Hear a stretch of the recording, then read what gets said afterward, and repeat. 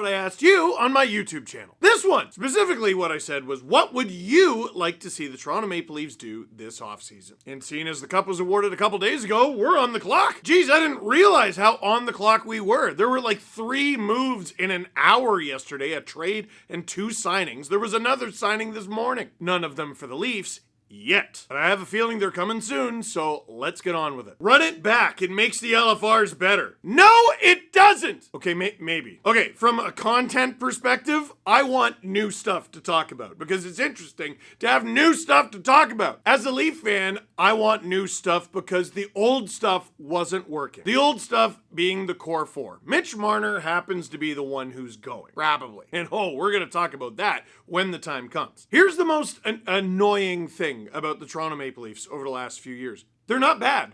In fact, they're good. You might even call them very good. And despite the fact that they were not bad, maybe even good, maybe even very good, they were never good enough. So while it might have been fun for you to watch me constantly get my hopes up, have the Leafs go to Game 7 against whoever it was they were playing, and then lose, I'm willing to try something else, actually. Without requiring a single penny of payment from him, grant Steve Dangle 51% ownership of the team. You know what? I like this one. And you know what? I'm not like a greedy billionaire. I'm just some guy. Like, I need so little to actually make me happy and have a content life. So I tell you what, 3 games a season. I'm going to pick 3 games, and I'm not going to tell you which ones.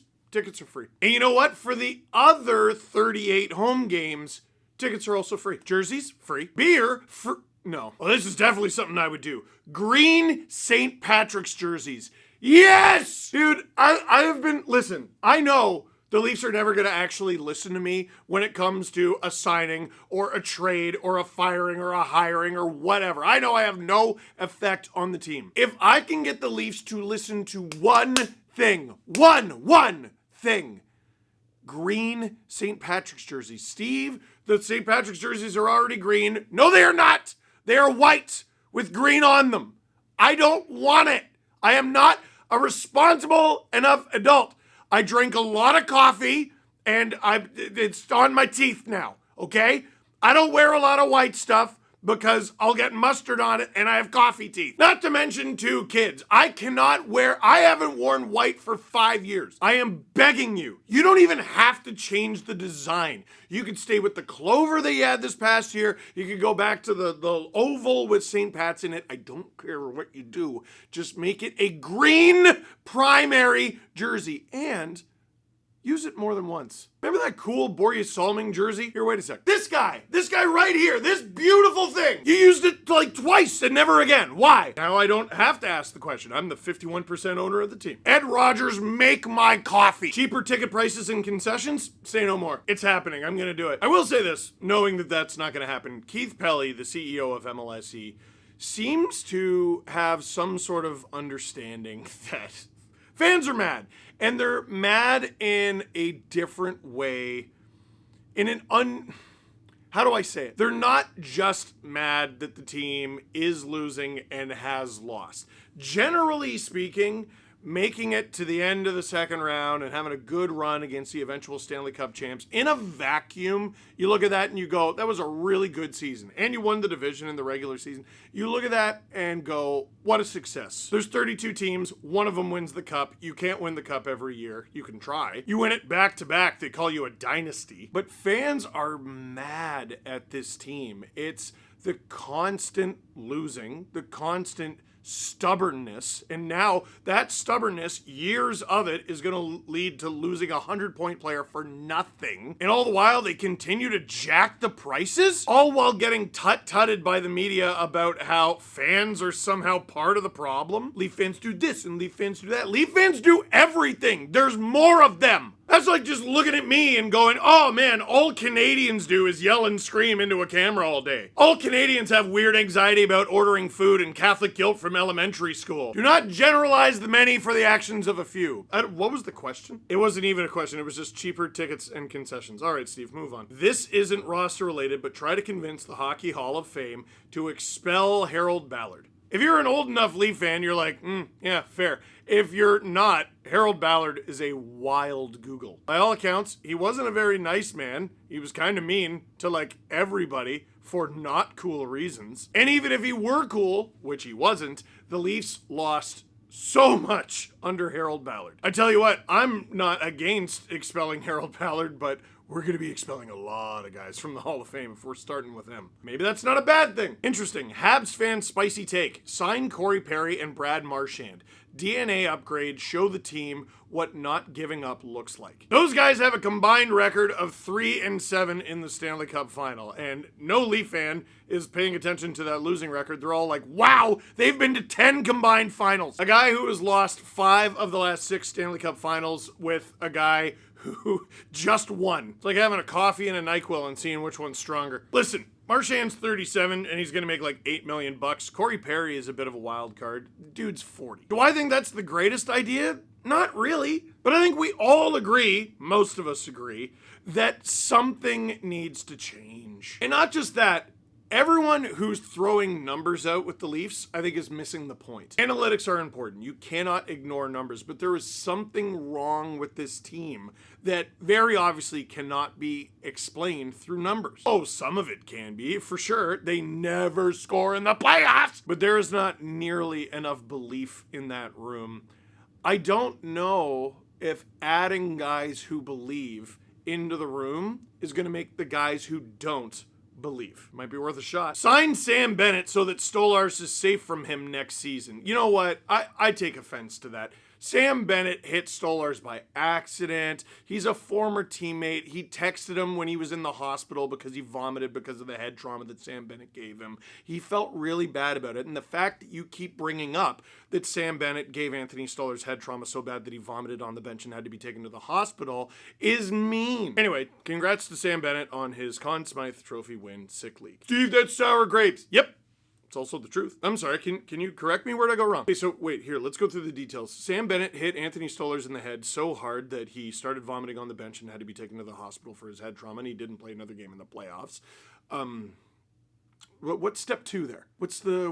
It was the puck! No, it wasn't. Source, Anthony Stolarz. Your source is a guy on Twitter who's not Anthony Stolarz. Ooh, it happened a month ago, it's still fresh. Sign Nyes to a deal that works for all parties. He's gotta be the future. When the Matthew Nyes contract is finally signed, I'm gonna have no idea what it looks like, to be honest, because the cap hit is going to vary so wildly depending on the amount of years he signed for. The best outcome long-term is probably sign him to an 8-year contract, a very long contract. He's young and you're going to take him right through his prime on an 8-year deal. Problem is, I think a lot of guys Nyes' age are going to avoid 8-year deals with the cap going up and up and up and up. If you're Trent Frederick and you're coming off of an awful season where you didn't score very much and you were plagued by injury, and the Edmonton Oilers offer you like $30 million over 8 years, yeah, you take it. And you're going to be 35 at the end of it,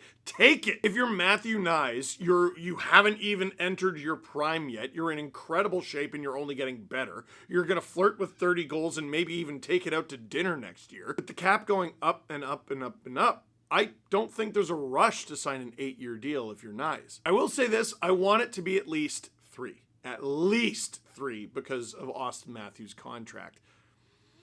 No, 3's not long enough. You're right. The only benefit if Nyes signs for 3 or 4 years is you get to keep the cap hit down a bit. But once that contract is over, you're going to have to pay. And pay a lot. Pick your poison, but any scenario where Matthew Nyes is a Leaf for longer is probably the best outcome for me. Love that guy. Re-sign Marner and all guys except for Nyes. Make sure to grossly overpay for all free agents and run it back.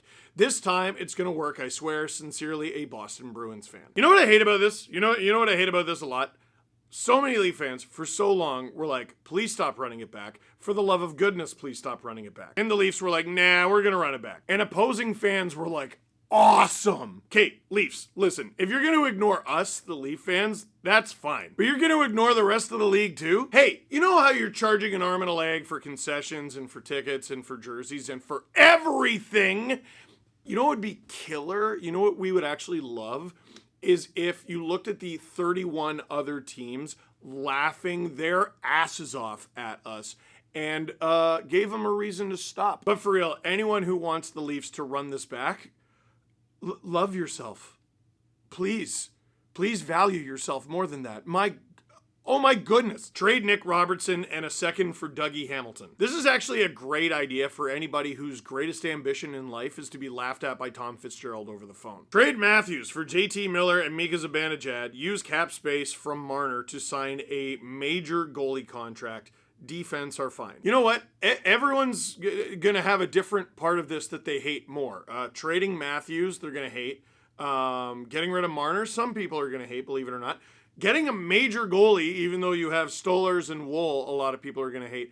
For me, the thing I hate about this the most, the American spelling of defense. How about you take your ass and get out of here? No, I am not even amazed, just dismayed how many people are actually entertaining the idea of trading Austin Matthews. Again, this team has broken its fan base's heart. It really has. And they got to do, I don't know what, to get back in their fans' good graces. You might say, win!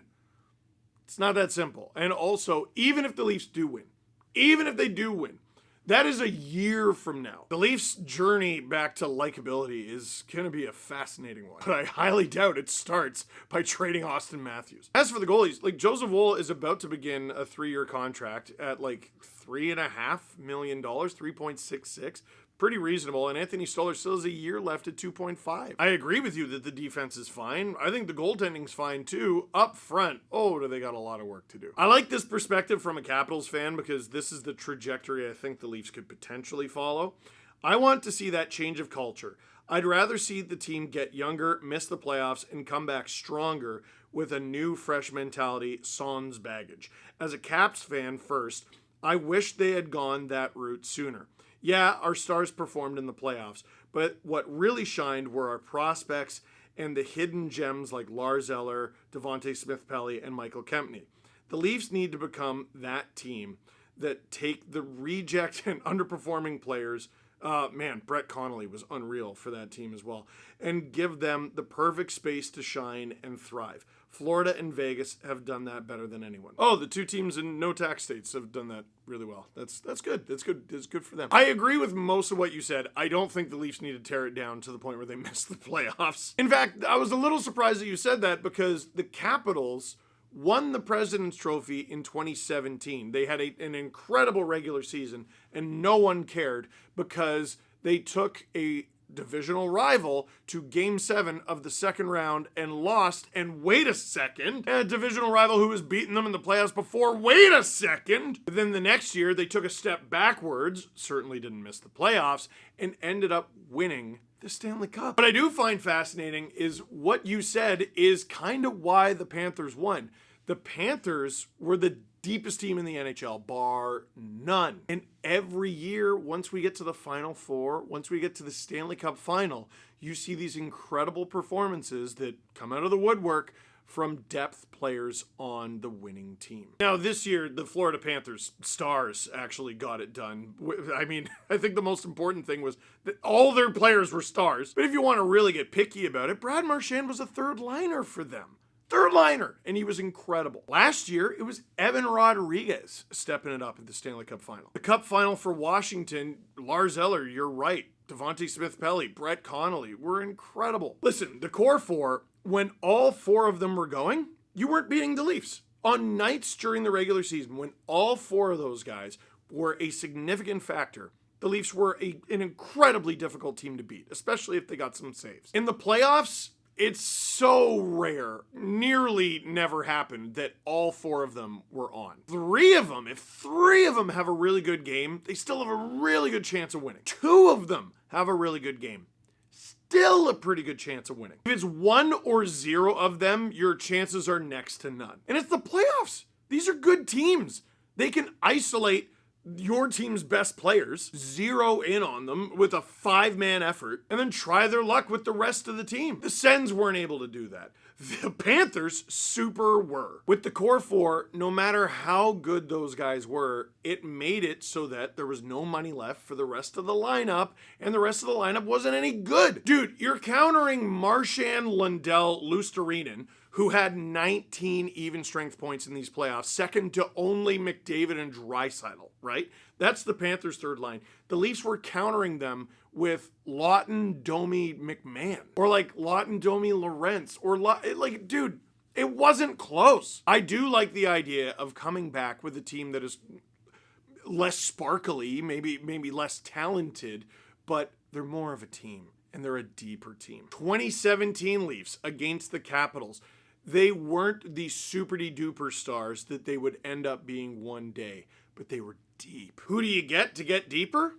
Well, that's a great question. We're going to find that out over the next few days. Reminder, on the SDPN YouTube channel on Friday, June 27th, that is night one of the draft, we are going to be streaming the whole first round, however long it takes. And a reminder that we have deals with the CHL leagues, that's the QMJHL, OHL, WHL, where we'll be able to show you actual footage and highlights of major junior players as they are drafted. And of course, free agency day, July 1st, we're going to be pumping out videos all day long, and it's going to culminate with a big stream on the SDPN channel at the end. As Leafs news breaks, be sure to pay attention to this channel, maybe even subscribe and turn notifications on, because I'm going to be all over that. And now, we wait. For now, that is it for this one. Thank you very much for watching. Click like if you like this video. Click subscribe if you really liked it. Tell all your friends. Dude, just go on over to the SDPN YouTube channel. I know there's going to be content waiting for you there.